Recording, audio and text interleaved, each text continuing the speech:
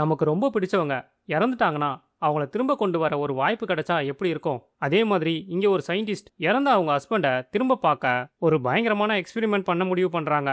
ஆனா அந்த ஒரு முடிவு அவங்க நினைச்ச மாதிரி இல்லாம யாருமே எதிர்பார்க்காத வேற ஒரு உலகத்துக்கு கூட்டிட்டு போகுது. அது என்ன உலகம்? அங்க இருந்து அவங்க திரும்ப வந்தாங்களா இல்லையா? இதுதான் இந்த கேட்வே படத்தோட கதை. நான் தான் உங்களுக்கு Krish. Welcome to voice over Tamil பையன். எல்லாரையும் மீண்டும் சந்திக்கிறதுல ரொம்ப சந்தோஷம். வாங்க வேற உலகத்துக்கு போய் பார்ப்போம். படம் ஆரம்பிக்கும் போது பாத்தீங்கன்னா ஜேன் அப்படிங்கிற ஒரு லேடி கையில ஒரு ஸ்க்ரூ டிரைவர் வச்சுக்கிட்டு பயந்து பயந்து ஒரு வீட்டுக்குள்ள திருட்டுத்தனமா நுழைறா. உள்ள போய் பார்த்தா அங்க ஒரு ஃபேமிலி உட்காந்து சாப்பிட்டுட்டு இருக்கு. ஆனா அங்க இருக்கிற லேடிய பார்த்து ஜேன் ஷாக் ஆகி நிக்கிறா. ஏன்னா அந்த லேடி அச்சசலா இவ்வளோ மாதிரியே இருக்கா. என்னடா நடக்குது இங்கன்னு மிரண்டு போன ஜேன் யாருக்கும் தெரியாம டக்குன்னு அங்கிருந்து நைஸா அங்கிருந்து எஸ்கேப் ஆகி வெளியே வரா. சீனை கட் பண்ணா சில வாரங்களுக்கு முன்னாடி. இப்ப ஜேன் கையில ஸ்க்ரூ டிரைவர் வச்சிருந்தா இல்லையா, அவ ஒரு சயின்டிஸ்ட் போல. இவ காலையில ரன்னிங்க முடிச்சுட்டு வீட்டுக்கு வரா. அவளோட புருஷன் மேட் பசங்களான சமந்தா ஜாக்குக்கு காலையில டிஃபன் பரிமாறிட்டு இருக்கான். அம்மா நீங்க வெயிட்டை குறைக்கணும்னு பசங்க ஜானை கிண்டல் பண்ண குடும்பம் ஒரே சிரிப்பு சந்தோஷமா ஜாலியா இருக்கு. பார்க்கவே ரொம்ப ஒரு அழகான குடும்பம் தான். மார்னிங் பிரேக்ஃபாஸ்ட்லாம் முடிஞ்சதும் ஜேன் அவளோட லேபுக்கு போறா. அங்க அவளோட அசிஸ்டன்ட் ரிக் வேலையை பார்த்துட்டு இருக்கான். ஆனா அவங்களோட பாஸ் ரொம்ப கடுப்புல இருக்காரு. நீங்க ரொம்ப மெதுவா வேலை பாக்குறீங்க, இன்னும் ஒரு மாசத்துல ரிசல்ட் வரலனா அவ்வளவுதான் வார்னிங் கொடுக்கறாரு. உடனே ரிக்கும் ஜானும் அவங்களோட டெலிபோர்டேஷன் மிஷினை ஆன் பண்றாங்க. ஒரு ஆப்பில அந்த சேம்பருக்குள்ள வச்சு பவரை கொஞ்சம் கொஞ்சமா ஏத்துறாங்க. திடீர்னு பயங்கரமான ஒரு சத்தம். ஆனா என்னடான்னு பார்த்தா ஆப்பிள் அங்கேதான் இருக்கு. டெஸ்டிங்கும் ஃபெயிலியர் ஆகுது. ஈவினிங் வேலையெல்லாம் முடிஞ்சதும் ஜானும் மேட்டும் வழக்கமா மீட் பண்ற ஆற்று பாலத்துக்கு போறாங்க. ஜான் ரொம்ப சோகமா எக்ஸ்பெரிமெண்ட் ஃபெயிலியர்னு சொல்றாங்க. மேட் அவங்கள ரொம்ப அன்பா சப்போர்ட்டா பேசுறாரு. நீ பெரிய ஆளா வருவோமான்னு சொல்றாரு. அடுத்த நாள் காலையில லேபுக்கு வந்த ஜான் ரெக்கு கிட்ட இன்னைக்கு பவரை எக்கச்சக்கமா ஏத்துடான்னு மிரட்டுறா. ரெக்கும் ஐயோ அது பிரச்சனை ஆயிடும் சொன்னாலும் ஜான் பேச்சை கேட்கவே மாட்றா. வேற வழி இல்லாம பவரை ஏத்துறான். மறுபடியும் ஒரு வெடி சத்தம். ஆனா இப்போ ஒரு மிராக்கல் நடக்குது. சேம்பருக்குள்ள இருந்த ஆப்பிள காணோம். பக்கத்துல இன்னொரு சேம்பர் இருக்கு, அதுலயும் தேடி பாக்குறாங்க, காணோம். அடடா ஆப்பிள் சூப்பரா மறைஞ்சு போச்சுன்ட்டு ஜான் செம்ம சந்தோஷப்படுறா. இந்த ஹாப்பியான விஷயத்த சர்ப்ரைஸா மேட்டுக்கு கண்டிப்பா சொல்லி ஆகணும்னு ஈவினிங் மேட்டை பார்க்க அந்த ஆற்று பாலத்துக்கு போறா. ரொம்ப நேரம் வெயிட் பண்ணி பாக்குறா. மேட் அங்க வரவே இல்ல. திடீர்னு மேட்டு கிட்ட இருந்து போன் வருது. நான் உன்னையும் பசங்களையும் ரொம்ப லவ் பண்றேன்னு சொல்லி முடிக்கிறதுக்குள்ள லைன் கட் ஆகிடுது. ஜான் பதறி போய் அவனுக்கு திரும்ப திரும்ப போன் பண்ணிக்கிட்டு வீட்டுக்கு ஓடி வரா. ஆனா வழியில ஒரு பயங்கரமான கார் ஆக்சிடென்ட் பாக்குறா. அவளுக்குள்ள ஒரு சந்தேகம். சரின்னு கிட்ட போய் பார்த்தா மேட் ரத்த வெள்ளத்துல கிடக்குறான். ஜான் கதறி அழுது அவனை காப்பாத்த போராடுறா. ஆனா மேட் எப்பயோ செத்து போயிட்டான். சில நாள் கழிச்சு மேட்டோட சாம்பலை அவங்க ரெண்டு பேரும் அடிக்கடி மீட் பண்ற ஆற்று பாலத்துல கரைக்கிறாங்க. ஜான் புருஷன் போயிட்டானேன்னு சொல்ல முடியாத துக்கத்துல உடஞ்சு போறா. அவளோட தங்கச்சி பேரு ரூத் இப்போதைக்கு இவதான் பசங்களை பாத்துக்கிறா. அதே சமயம் ஜானுக்கும் தைரியம் சொல்லி திரும்ப லேபுக்கு அனுப்பி வைக்கிறா. லேபுக்கு வந்த ஜானுக்கு திடீர்னு ஒரு ஸ்பார்க்கு. இன்னைக்கு டெலிபோர்டேஷன்ல ஆப்பிள் மறைஞ்சது, அது கண்டிப்பா அழியல, அது பேரலல் வேர்ல்டுக்கு தான் போயிருக்கணும். அப்படின்னா அங்கேயும் நம்மள மாதிரியே ஒரு லேபு ஒரு டீம் இருக்கும்ல அப்படின்னு யோசிக்கிறா. அப்போ நாம அனுப்புறது அங்க போகுது. ஆனா அங்க இருந்து எதுவும் வரலனா அவங்களும் நாம ஸ்ட்ரகிள் ஆன மாதிரி இன்னும் அந்த டெலிபோர்டேஷன் டெஸ்டிங்ல தான் இருப்பாங்க போல. சோ ஜான் ஒரு பேப்பர்ல இவங்க டெலிபோர்டேஷன் பண்ண பவர் ஸ்பீட் 350 வச்சு தான் சக்சஸ் ஆச்சு. சோ அதை ஒரு பேப்பர்ல எழுதி சேம்பர்ல வச்சு அனுப்புறாங்க. இப்போ அந்த பேப்பரும் மறைஞ்சிடுது. அடுத்த நாள் காலையில ஜான் வீட்டுல இருக்கும் போது ரெக் அவசரமா கூப்பிடுறான். லேபுக்கு ஓடி போய் பார்த்தா அந்த சேம்பருக்குள்ள அதே பேப்பர்ல திரும்ப பதில் வந்திருக்கு. அடுத்த சில நிமிஷத்துல அன்னைக்கு டெலிபோர்டேஷன் பண்ணி மறைஞ்சு போன ஆப்பிள் கடிச்சு வச்ச மாதிரி திரும்பி வருது. அடுத்து ஒரு வீடியோ கேமராவை அந்த சேம்பருக்குள்ள அனுப்பி திரும்ப எடுக்கிறாங்க. அந்த கேமரா வீடியோவை போட்டு பார்த்தா அதே மாதிரி ஒரு லேபு, அங்கேயும் ஜான் மாதிரி இன்னொரு லேடி நிக்கிறா. இப்போ பேரலல் வேர்ல்டு உண்மைதான்னு உறுதியாகிடுச்சு. ஜான் நான் அந்த உலகத்துக்கு நேர்ல போறேன்னு சொல்றா. ஆனா ரெக்கு ஒத்துக்கவே இல்ல. டிஎன்ஏ மாறுபட்டு ஈயோ பூச்சியோ மாறிட்டா என்ன பண்றதுன்னு தடுக்கிறான். ஜானோ சரின்னு கேட்கற மாதிரி கேட்டுட்டு அன்னைக்கு நைட்டு யாருக்கும் தெரியாம தனியா லேபுக்குள்ள வந்து மிஷினை ஆன் பண்ணி அந்த பேரல் வேர்ல்டுக்கு டெலிபோர்டேஷன் ஆகிடுறா. கண்ணு முழிச்சு பார்த்தா அது ஒரு விசித்திரமான லேபா இருக்கு. ஸ்லோவா வெளியே வந்து அந்த இடத்த பாக்குறா.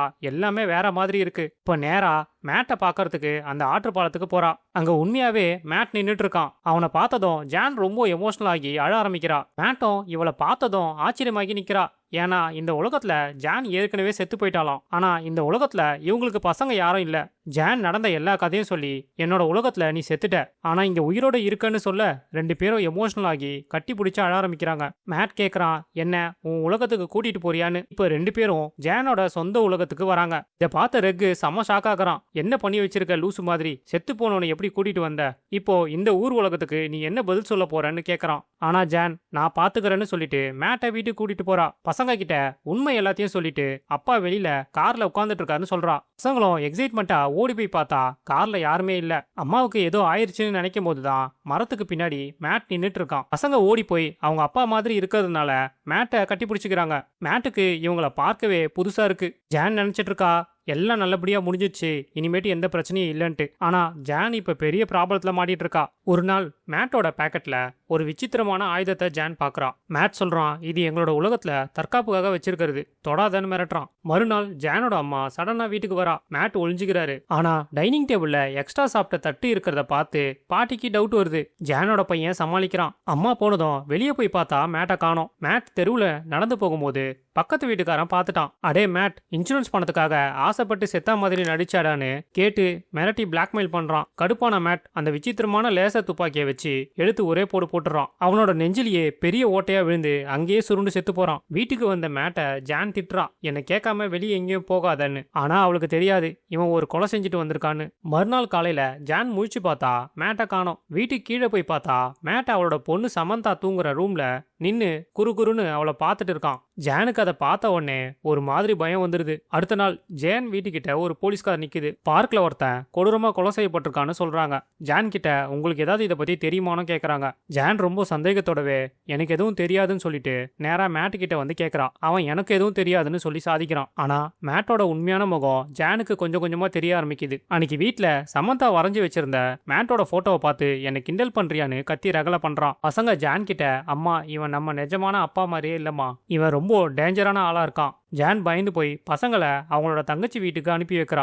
ஜான் லேபுக்கு போற வழியில மேட் கால் பண்ணி, ரெகு கூட தானே இருக்க, அவன் உனக்கு அசிஸ்டன்ட் மட்டும்தான் நானு சந்தேகமா கேட்க ஜானுக்கு தூக்கி வாரி போடுது. உடனே லேபுக்கு வந்து ரெகு கிட்ட எனக்கு இவனை பார்த்தா பயமா இருக்கு, நான் அவன் உலகத்துக்கு போய் அவனை பத்தி தெரிஞ்சுக்கிட்டு வரேன் அப்படின்னு சொல்லி மறுபடியும் பேரலல் வேர்ல்டுக்கு போறான். அங்க போனா மேட்டோட வீட்டு பெட்ரூம்ல அந்த உலகத்துல இருக்கிற ஜானோட பாடியை பார்த்து செம்ம ஷாக் ஆகி நிக்கிறா. ஆமாங்க, அந்த உலகத்துல அவனோட ஒய்ஃபை கொன்னதே இந்த மேட்டு தான். அதே நேரத்துல நம்ம நிஜ உலகத்துல இருக்கிற லேபுக்கு மேட் வரான். ரெகு கிட்ட ஜான் எங்கடான்னு கேட்டு மிஷினோட ஒயர்லாம் புடுங்கி போடுறான். ரெகு தடுக்க வர அவனையும் அந்த லேசர் துப்பாக்கியால சுட்டு கொன்னுறான். அங்க பேரலல் வேர்ல்ட்ல இருக்கிற ஜான் திரும்ப வர மிஷினை ஆன் பண்றா. ஆனா சிஸ்டம் எரர்னு வருது. மிஷின் ஒர்க் ஆகல. சலிச்சு போய் அங்கேயே படுத்து தூங்கிடுறா. அப்பதான் அந்த உலகத்துல இருக்கிற ரெக் அங்க வரான். இவங்க ரெண்டு பேருக்கும் அந்த உலகத்துல காதல் இருந்தது தெரிய வருது. அவன் ஜான் கிட்ட என் வீட்லயே ஒரு டெலிபோர்ட் மிஷின் இருக்குன்னு சொல்றான். இப்ப ஜான் உடனே அவன் வீட்டுக்கு போய் மிஷினோட செட்டிங்ஸ் எல்லாம் சரி பண்ணி அந்த ரெக்கையும் கூட்டிட்டு மறுபடியும் இன்னொரு உலகத்துக்கு டெலிபோர்ட் ஆகுறா. அங்க வெளியே வந்த உடனே ஒரு காரை தேடி ஜான் அட்ரஸ்க்கு போறாங்க. அங்க போய் வீட்டுக்குள்ள ஸ்க்ரூ டிரைவரோட நுழைறா. படம் ஆரம்பிச்ச முதல் சீன் ஞாபகம் இருக்கா? உள்ள பார்த்தா அங்க ஒரு ஜான், மேட், பசங்க சந்தோஷமா சாப்பிட்டுட்டு இருந்தாங்களே. இதை பார்த்ததும் மிரண்டு போற ஜான், ஐயோ நம்ம தப்பான உலகத்துக்கு வந்துட்டோம்டா ரெக் அப்படின்னு சொல்லி திரும்ப லேபுக்கு ஓடுறாங்க. நான் அந்த கொலகார மேட்டை சும்மா விட மாட்டேன்னு சொல்லி அவ அந்த சேம்பருக்குள்ள போறா. அப்பதான் ஒரு போலீஸ் இவங்க கார் திருடினதுக்காக லேபுக்கு வராங்க. ஜான் சேம்பருக்குள்ள போனதை போலீஸ் பார்த்து திறந்து பார்த்தா ஜானை காணோம். போலீஸ் செம்மையா ஷாக் ஆகுறாரு. இப்போ ரெக்கு போலீஸ் கிட்ட மாட்டிக்கிட்டான். ஜான் ரெக்கை இங்கேயே விட்டுட்டு தனியா அவளோட நிஜ உலகத்துக்கு டெலிபோர்ட் ஆகி வரா. வீட்டுக்கு ஓடி வந்த ஜான் பசங்க கிட்ட அந்த உலகத்துல இருந்து கூட்டிட்டு வந்த உங்க அப்பா கொலைக்காரன்டா, கதவை பூட்டிட்டு ஒளிஞ்சிக்குங்கன்னு சொல்றா. அப்போ மேட் வீட்டுக்குள்ள வந்து ஜானோட ரூம்குள்ள வந்து துப்பாக்கியை தூக்குறான். அந்த உலகத்துல என் பொண்டாட்டி எனக்கு துரோகம் பண்ணான், அதான் கொன்னேன்னு சொல்றான். கரெக்டா அந்த நேரத்துல தான் பையன் ஜேக் பின்னாடி வந்து பேஸ்பால் பேட்டால மேட் மண்டையிலே ஒரே போடு போடுறான். மேட் அங்கேயே மயங்கி விழுந்துடுறான். இப்ப அவனை கட்டி போட்டு லேபுக்கு தூக்கிட்டு போய் அந்த பழைய பேரல் வேர்ல்டுக்கே திரும்பி அனுப்பி வைக்கிறாங்க. போகும்போது மேட் ஜானை பார்த்து நான் கண்டிப்பா திரும்ப வந்து உன்னை பழி வாங்க வேண்டின்னு கத்திக்கிட்டே மறைஞ்சு போறான். ஆனா மேட் ஏதோ ஒரு இருட்டான நரகம் மாதிரி இருக்கிற ஒரு உலகத்துல போய் விழுறான். இப்ப அப்படியே 2 மாசம் கழிச்சு ஜான் அவங்களோட பசங்க தங்கச்சியோட ஜாலியா டிஃபன் சாப்பிட்டுட்டு இருக்கா. எல்லாரும் வேலைக்கோ ஸ்கூலுக்கோ கிளம்புனதுக்கு அப்புறம் கதவை யாரோ தட்டுறாங்க. ஜான் போய் திறந்து பார்த்தா ரெக் நிக்கிறான். ஜான் ஷாக் ஆகி என்னடான்னு கேட்க ரெக் பதற்றமா ஒரு உண்மையை சொல்றான். ஜான், இப்ப நாம இருக்கிறது நம்ம சொந்த உலகமே இல்ல, இது வேற ஏதோ தப்பான உலகத்துக்கு வந்திருக்கோம் அப்படின்னு சொல்லி கதையை முடிக்கிறாங்க. ஜான் காப்பாத்த நினைச்ச அவளோட நிஜமான குடும்பத்தை விட்டுட்டு இப்ப வேற ஏதோ ஒரு தப்பான உலகத்துல வந்து மாட்டிக்கிட்டா. இப்போ உங்ககிட்ட ஒரு கேள்வி, ஒருவேளை நீங்க ஜானோட இடத்துல இருந்தா உங்களை மாதிரியே இருக்கிற இன்னொருத்தரை பார்க்கும்போது அந்த உலகத்திலேயே வாழ நினைப்பீங்களா, இல்ல பயந்து போய் சொந்த உலகத்துக்கு திரும்ப ஓடி வந்துருவீங்களா? உங்க பதில கீழே கமெண்ட்ல சொல்லுங்க. இந்த வீடியோ உங்களுக்கு பிடிச்சிருந்தா மறக்காம லைக் பண்ணுங்க, உங்க ஃப்ரெண்ட்ஸுக்கு ஷேர் பண்ணுங்க.